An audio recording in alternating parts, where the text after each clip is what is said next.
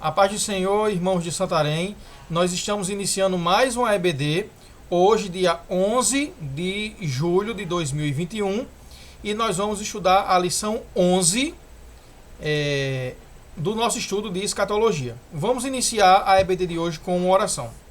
Senhor Jesus, nós entramos mais uma vez na Tua presença e queremos Te agradecer pela oportunidade de estarmos aqui para estudarmos mais da Tua palavra.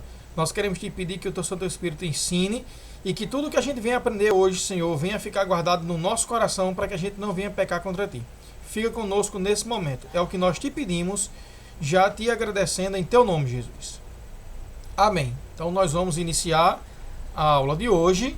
Como eu já disse, hoje é 11 de julho de 2021. Nós estamos estudando escatologia bíblica na lição 11, que é a penúltima lição, certo? Essas lições sobre escatologia serão 12 lições, então nós estamos na penúltima.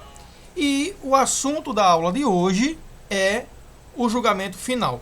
Vamos ver agora os tópicos que a gente vem estudando, né, dentro da escatologia. A gente viu o princípio das dores, o arrebatamento da igreja, a grande tribulação, as bodas do Cordeiro, a segunda vinda de Jesus, como será o milênio, o Armagedon.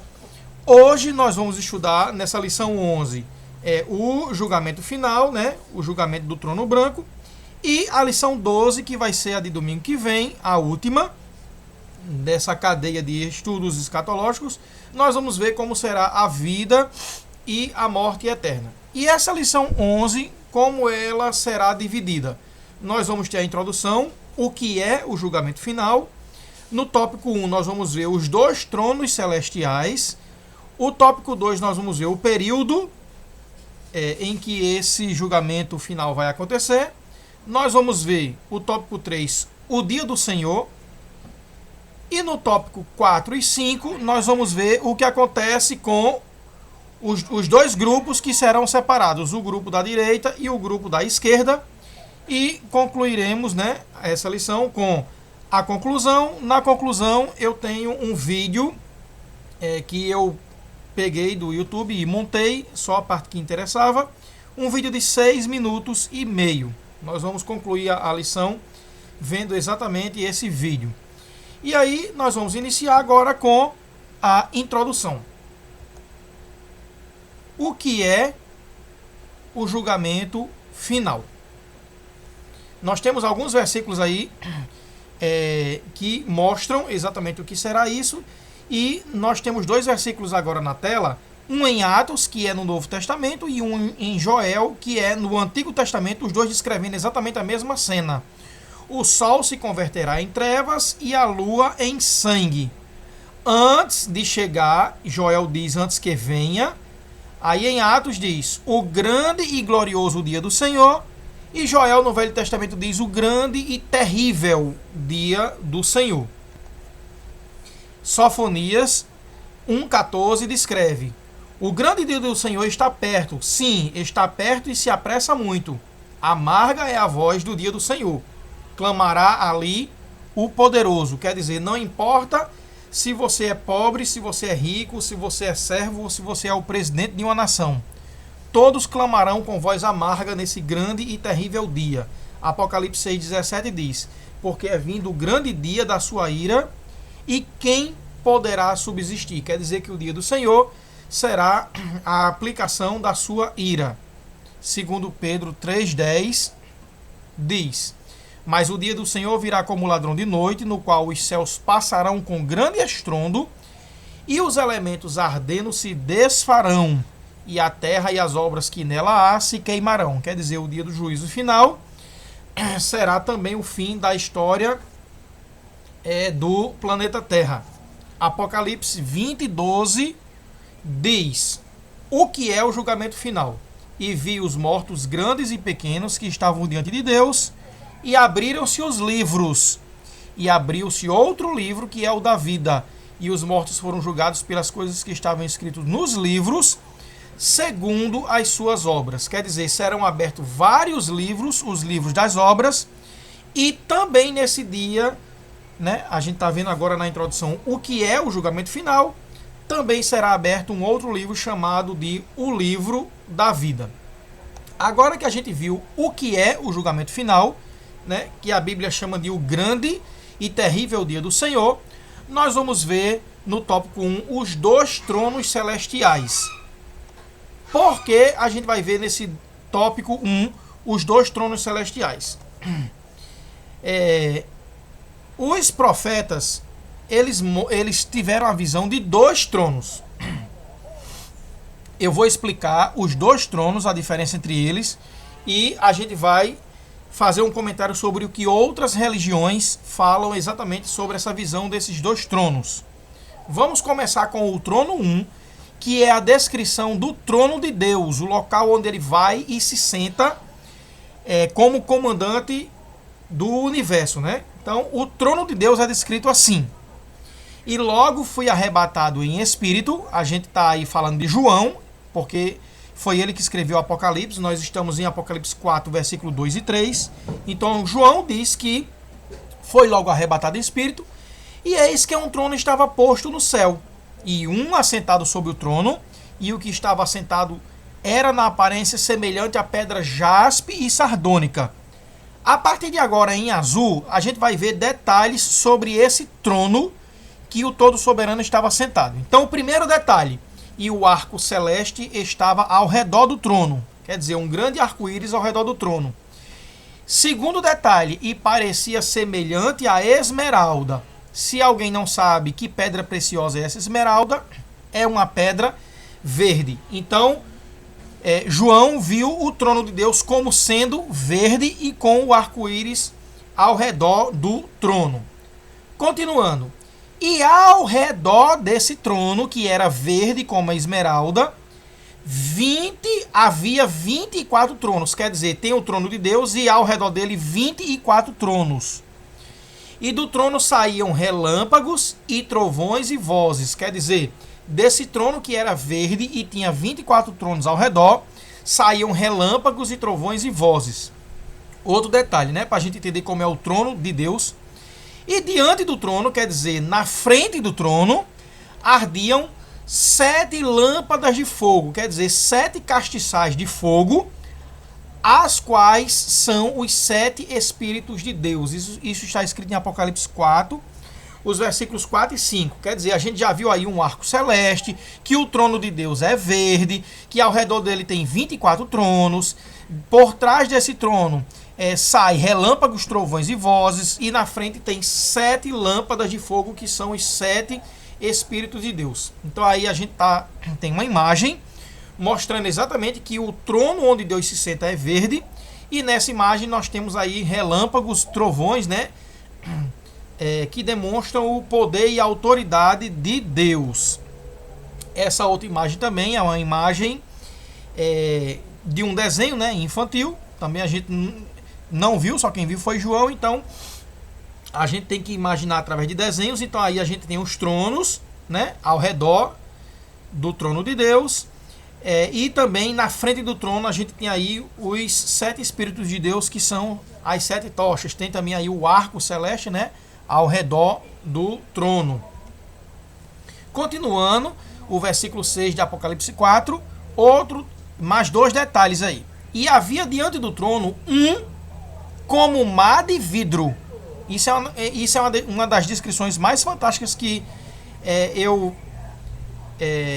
quando eu vejo a descrição do trono de Deus, né? Como mar de vidro, semelhante ao cristal. E no meio do trono e ao redor do trono, 4 animais, cheios de olhos por diante e por detrás. Baseando-se nesse versículo 6, eu imagino esse grande mar de vidro. Quer dizer, João, quando estava vendo, ele viu que na frente do trono e ao redor tinha como se fosse uma gelatina, como se fosse água, ela se mexia, mas que não era água, por isso que ele comparou como cristal, porque dava para andar em cima, não era uma coisa parada. Ao redor do trono de Deus tem como se fosse uma gelatina brilhosa, que os anjos conseguem andar em cima, por isso que ele chamou de um mar, porque o mar se mexe, de vidro como cristal. E aí ele continuou descrevendo, dizendo que na frente desse trono verde, que tem trovões, 24 tronos ao redor, existem 4 animais que são as 4 personalidades de Deus, da glória de Deus, né? Então eu vou expandir essa imagem do trono de Deus, dá para ver lá atrás as 7 tochas, Deus sentado no trono, o trono é verde, 24 tronos, os 4 animais na frente desse trono, né? Outra imagem também que mostra o trono de Deus, um castiçal feito de 7 pontas, os animais. Nas laterais nós temos os tronos e aqui também de frente, né? Quer dizer que pra gente que está vendo a imagem está de costa, mais 6 tronos, dá para ver só a cabeça, né, de quem estava sentado nesses tronos. E aí Apocalipse 4, os versículos 4, 10 e 11 descreve exatamente esses 24 tronos. E ao redor do trono havia 24 tronos, e via assentados sobre os tronos 24 anciãos vestidos de vestes brancas, e tinham sobre suas cabeças coroas de ouro, e os 24 anciãos prostravam-se diante do que estava sentado sobre o trono, e adoravam o que vive para o todo sempre, e lançavam as suas coroas diante do trono, dizendo: digno és, Senhor, de receber glória e honra e poder. Quer dizer, eram homens que tinham coroas de ouro, quer dizer, eles tinham autoridade real, mas mesmo assim, eles reconheciam que toda aquela autoridade real que eles tinham, eles deviam adorar aquele que estava sentado sobre o trono, e pegavam aquela coroa que representava a sua autoridade e lançava perante o trono, mostrando: nós somos reis, nós temos poder e autoridade, mas mesmo assim, esse que está sentado nesse trono, ele tem mais autoridade do que nós, e nós vamos depositar as nossas coroas em honra e glória a esse que está sentado, que é Deus, né? Então nós temos aí 7 coisas que definem o trono de Deus na visão de João. Um arco celeste, ele era da cor de esmeralda, 24 tronos ao redor, 7 castiçais de ouro na frente, saíam raios e trovões, ao redor tinha como que um mar de vidro, e 4 animais que representavam a glória de Deus. E agora nós temos em um único slide a descrição do segundo trono, que é o trono do grande julgamento. Diferentemente do trono de Deus, Apocalipse 20, o versículo 11 e 12 diz: e vi um grande trono branco, e o que estava assentado sobre ele, de cuja presença fugiu a terra e o céu, e não se achou lugar para eles, quer dizer, tanto para a terra quanto para o céu.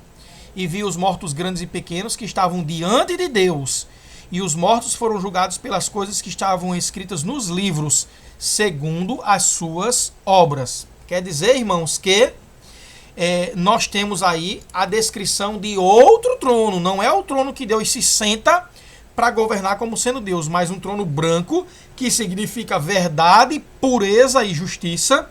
E aí é nesse trono que ele vai se sentar para fazer o julgamento final, diferentemente do primeiro trono, que é visto verde. As descrições são bem distintas. E aí, irmãos, eu gostaria de mostrar a diferença entre esses dois tronos, o trono que Deus se senta e o trono branco, onde ele julgará todos os vivos de todas as épocas. Porque existem religiões, os adventistas do sétimo dia é uma dessas religiões, que diz que nós não temos espírito. Quer dizer, eles negam a presença do espírito. O espírito é uma força vital que a gente tem no nosso corpo, que quando a gente morre, as unhas continuam crescendo e o cabelo também, né? É tanto que se você enterrar um homem que fez a barba e após alguns dias abrir o caixão, a barba vai ter crescido. Isso para eles, para as várias religiões aí, é o espírito. E que morre também. Então não existe céu e inferno. O que é a condenação eterna? É não ter o direito de estar vivo, de ficar inconsciente e morto. Quer dizer, o espírito não sofre eternamente, negando, né, a vida eterna e a morte eterna. E que a vida eterna é ter o direito de ser ressuscitado. E aí eles negam o espírito, incluindo negar o Espírito Santo de Deus. E aí eles dizem que na descrição do texto bíblico que fala do trono 1, o trono de Deus, a descrição é bem clara que está falando de Deus Pai. E quando fala do trono branco, mostra que Jesus é quem vai julgar. Então eles dizem que não existe a trindade, eles negam a trindade. O trono verde é o trono de Deus Pai, o trono branco é o trono de Jesus, e o Espírito Santo não existe, certo? E isso é uma visão equivocada dessas religiões, porque o trono 1 é o trono onde Deus se senta, e Jesus está assentado à destra, quer dizer, do lado desse trono onde Deus está, e o trono branco será usado para o julgamento final.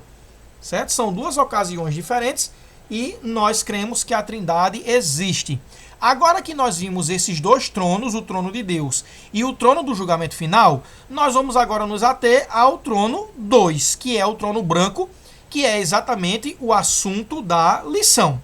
Certo? Então, nós vimos o que é o julgamento final e vimos os dois tronos, o de Deus e o do trono branco, e nós vamos ver agora no tópico 2 o período em que vai acontecer. E aí esse período nós vamos ver de duas formas. Numa linha do tempo, onde será localizado o julgamento final, e também, falando sobre período, quanto tempo vai durar esse julgamento do trono branco. Certo? Então, dentro dos eventos da escatologia, nós temos aí que o julgamento do trono branco será o evento 9.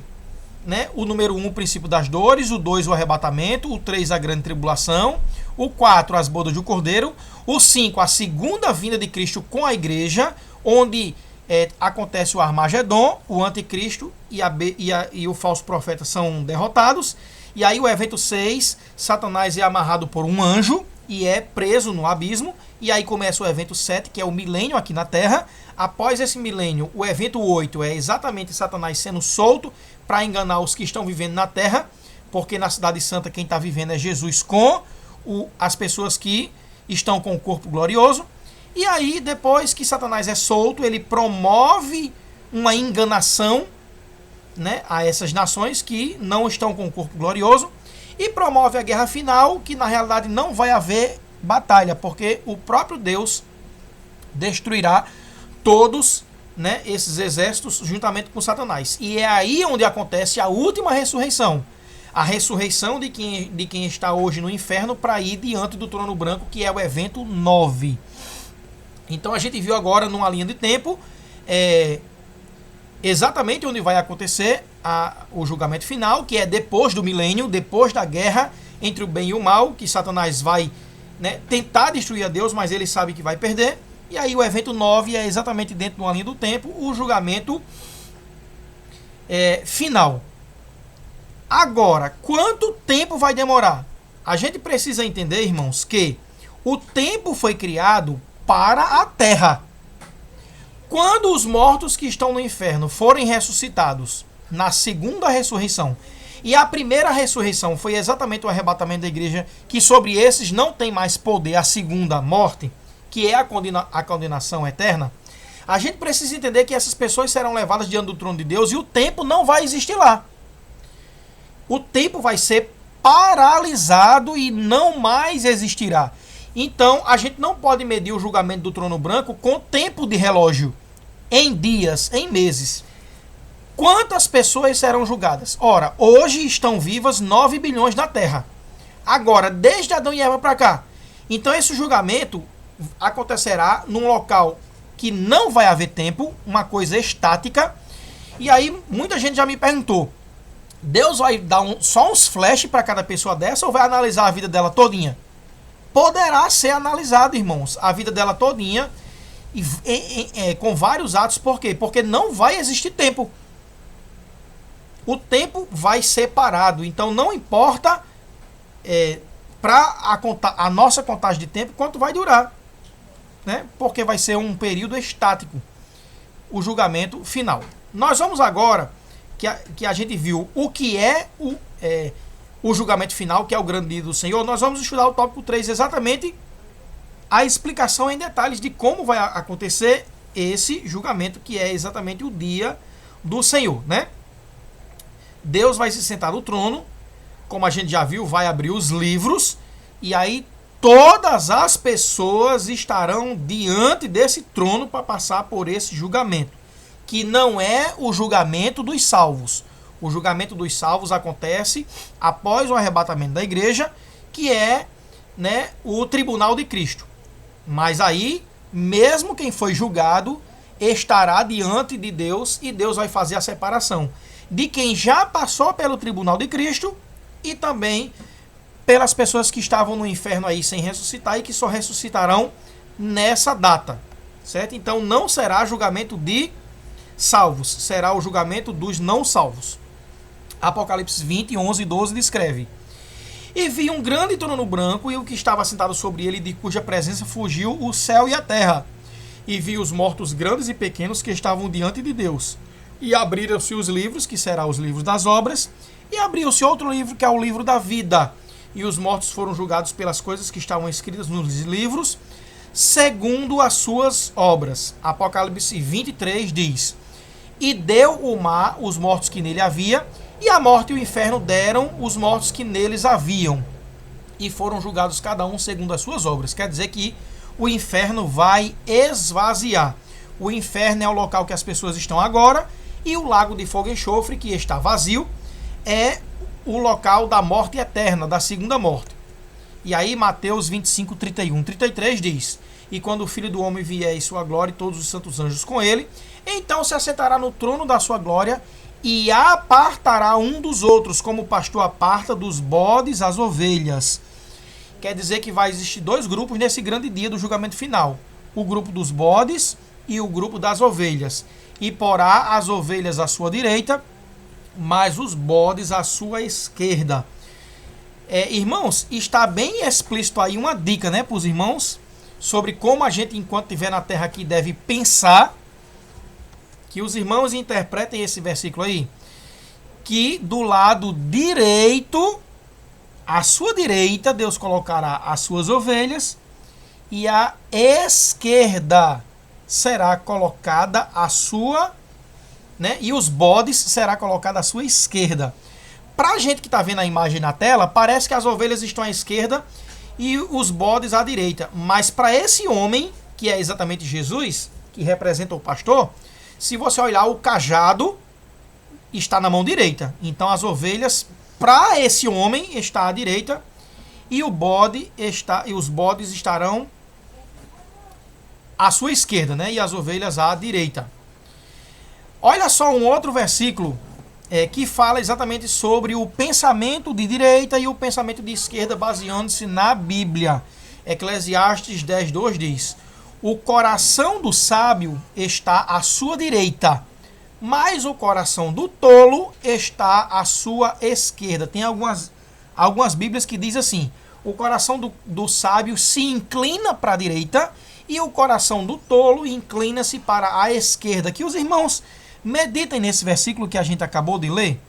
E agora que a gente viu que o grande dia do Senhor, ele vai dividir, né? Todos ressuscitarão, inclusive os que estão no inferno, e ele vai dividir em dois grupos, colocando as ovelhas do lado esquerdo e do lado direito, quer dizer, e os bodes do lado esquerdo.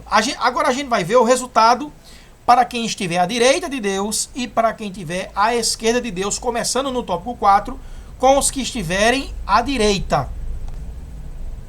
Mateus 25, do 33 ao 36 diz: e porá as ovelhas à sua direita. Então dirá o rei aos que estiverem à sua direita: vinde, benditos de meu Pai, possuí por herança o reino que vos está preparado desde a fundação do mundo. E agora, em cor de uva, a gente vai ver o motivo pelo qual quem estiver à direita ouvirá o que acabaram de ouvir: vinde, benditos do meu Pai.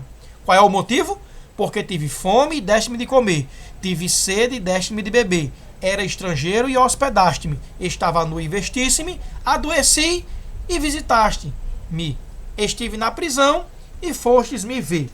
Então os justos, que são as ovelhas que estarão à direita de Deus, lhe responderão dizendo: Senhor, quando te vimos com fome e te demos de comer, ou com sede e te demos de beber?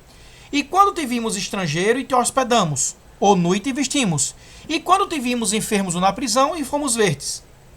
E respondendo o rei, lhes dirá: em verdade vos digo que quando fizestes a um desses meus pequeninos irmãos, a mim o fizestes. E aí, né, é exatamente a obediência ao mandamento que diz: amarás ao próximo como a ti mesmo. Quem vai ouvir isso? As ovelhas que estarão à direita de Deus, chamado aqui nesse versículo de os justos. Qual é o resultado deles?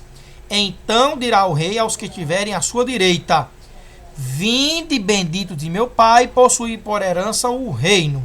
Então eles entrarão para a vida eterna, para possuir o reino.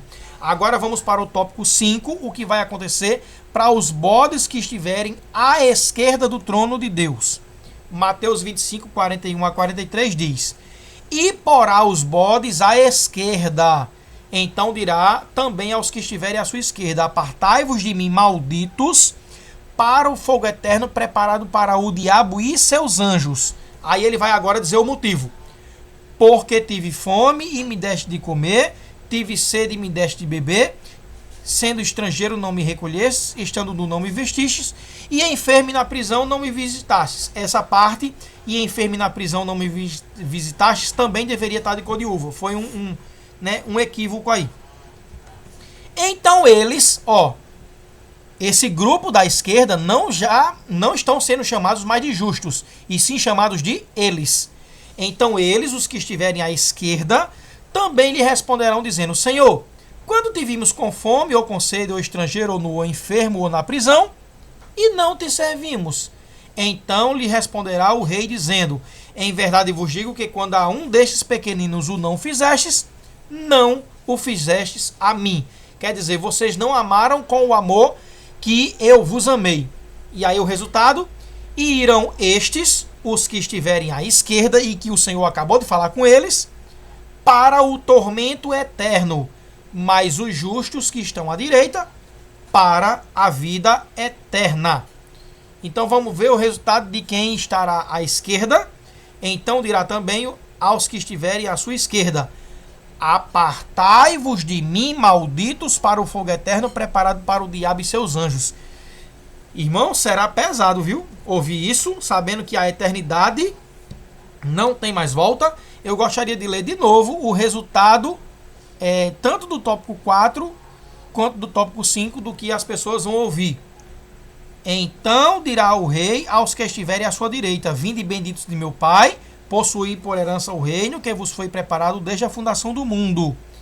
Então dirá também aos que estiverem à sua esquerda: Apartai-vos de mim, malditos, para o fogo eterno preparado para o diabo e seus anjos. Nós vamos agora para a conclusão da lição de hoje. E nessa conclusão nós vemos que para o julgamento o julgamento final, que é a lição que nós estamos estudando agora, irmãos, nós decidimos o que vai acontecer conosco no julgamento final aqui enquanto estamos vivos. Porque existem dois caminhos e existem duas portas. A nossa decisão, se a gente vai para a porta larga ou se a gente vai para a porta estreita, é o que vai definir em que lado nós vamos estar no julgamento final, que é a aula de hoje. Nós vamos estar do lado direito, onde estarão as ovelhas. Nós estaremos no lado esquerdo, onde estão os bodes. O que nós vamos ouvir de Deus nesse grande dia? Bem-vindos, benditos de meu Pai, ou apartai-vos de mim, maldito? É a nossa decisão que vai resultar no julgamento final lá pra gente, né? Mateus 7, 13 e 14 diz: Um conselho de Deus, de Jesus: Entrai pela porta estreita, porque larga é a porta e espaçoso o caminho que conduz à perdição, e muitos são os que entram por ela. E porque estreita é a porta e apertado o caminho que leva à vida, e poucos há que a encontrem. Esse versículo mostra que das sociedades que existem até hoje, muitos não querem Deus e escolhem a porta larga, e isso quer dizer que a quantidade de gente que vai se perder por suas opções e suas decisões será grande. Quem vai herdar a vida eterna são poucos que decidem pelo caminho da porta estreita, que é a porta que leva à vida. Então o lago de fogo e enxofre vai ter muito mais gente que prefere o pecado do que a quantidade de gente que será salva. É uma decisão sua aceitar Jesus como único, suficiente Salvador e viver aqui na terra servindo a Deus. E aí o que é que define a porta esquerda e a porta direita? Exatamente as obras da carne e os frutos do Espírito. A gente tem uma imagem aí que está em espanhol. De que lado você está? Né? De que lado estás? Então nós temos aí a porta que leva à condenação né, com palavras aí em espanhol, que são exatamente as obras da carne, o rancor, a mentira, a lascívia, adultério, idolatria, o ódio e assim por diante, né, fornicação. E do lado direito nós temos uma porta estreita que leva à vida eterna com os frutos do Espírito. Amor, justiça, verdade, humildade, paciência, bondade, fé, temperança, pureza. Então, nós é que decidimos qual será a nossa situação no dia do julgamento final. Agora, na conclusão, eu vou passar um vídeo para vocês de 6 minutos que fala exatamente do que vai acontecer nesse grande julgamento final.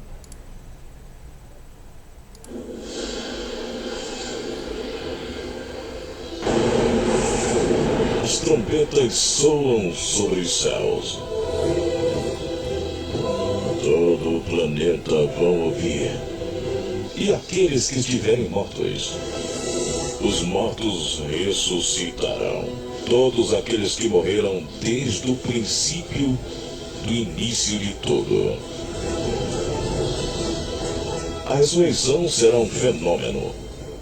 Todos aqueles que estiverem mortos ressuscitarão para um grande julgamento. O julgamento será nos ares, passarão os céus e a terra, mas a minha palavra não há de passar. Os livros estarão abertos, todos os livros, inclusive o livro da vida. Aí todos se reunirão. Pessoas que viveram, morreram, todos de todas as épocas, estarão em um só lugar para o grande julgamento. Esse é o juízo final. Jesus Cristo, o Filho de Deus, virá para fazer o julgamento.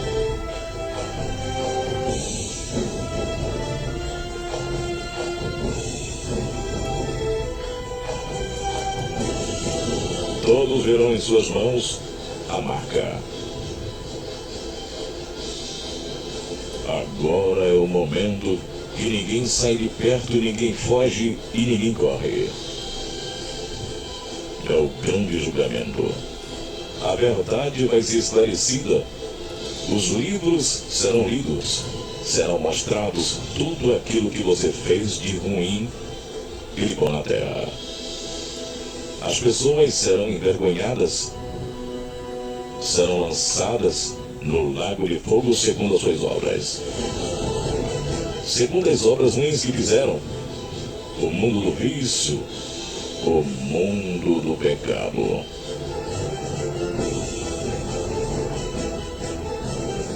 Os anjos irão arrastar pelos pés e as mãos e lançarão no lago. Aqueles homens que maltrataram as mulheres, espancaram. A exemplo de alguns pecados não arrependidos. Mulheres que traíram seus esposos, ou vice-versa. Os pastores que gostam de usurpar as ovelhas, que gostam de muito dinheiro, aqueles que perderam o temor de Deus, aqueles que as suas igrejas estão cheias, foco deles é dinheiro, aqueles que adoram outros deuses. O caminho do inferno estará traçado. Milhares e milhares de pessoas que não se arrependeram serão lançados no lago de fogo. Aí é onde o bicho nunca morre e o fogo nunca se apaga. Mas a palavra do Senhor permanecerá para sempre. Abrirá o livro dos salvos. Abrir-se-á um outro livro, que é o livro da vida.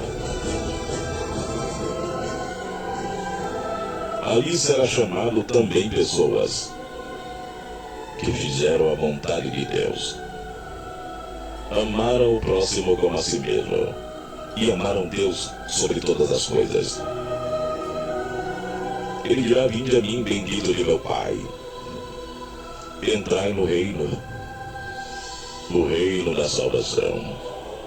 Ali estarão os jovens, temente que não se misturaram com as coisas desse mundo. Ali estará pessoas em corpo de glória. Entrarão em um lugar de salvação, um lugar de paz. Aproveite para servir a Deus.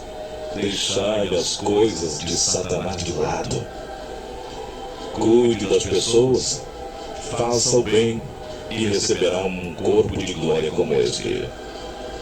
Vinde a mim, bendito de meu Pai, possui por herança. Ali estará pessoas que serão memoravelmente lembradas. Quando pregar uma palavra de Deus para milhares de pessoas, aonde realmente a alegria vai invadir o seu coração. A paz, a glória e a verdadeira alegria estará no coração de cada salvo. Lembrado as maldades feitas, as crueldades, as barbaridades que você realmente enfrentou pelo amor do nome de Jesus. E aí a salvação, a alegria, a paz reinará em sua vida. Você já imaginou isso acontecendo na sua vida? Para isso acontecer, para você ser uma pessoa salva como esta, aceite a Jesus agora e se arrependa dos seus pecados. Diga comigo: Senhor Jesus, perdoa os meus pecados, eu quero ser salvo. Escreve o meu nome no livro da vida, nesse livro, Senhor, que acabei de ver. Pois eu quero morar, Senhor, na Terra Santa. Eu quero morar, Senhor, no lugar que Tu preparastes para mim ser salvo. Muito bem, irmãos. Nós estamos concluindo a lição 11, que é o julgamento final. E aí, se a gente continuasse a assistir esse vídeo, nós íamos ver exatamente como é a vida eterna, como é o céu. Mas isso é o assunto da lição 12, da aula que vem. Como será a vida eterna e como será a morte eterna é o assunto de domingo que vem. Então, até domingo, não percam a última aula, que é exatamente como será a vida eterna. Por isso que eu não deixei vocês terminarem de ver o vídeo. A paz do Senhor.